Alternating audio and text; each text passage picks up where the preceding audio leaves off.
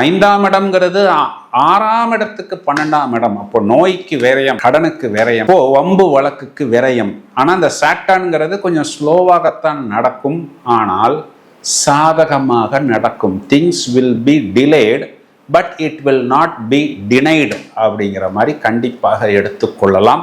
படிப்படியாக சமநிலைக்கு வருவீர்கள். இன்னும் அந்த சமநிலைக்கு வரல, அதற்கு கொஞ்சம் நாள் ஆகும். ஆனா நிறைய unwanted problem, illegal, legal problem எல்லாம் கிளியர் ஆகும்.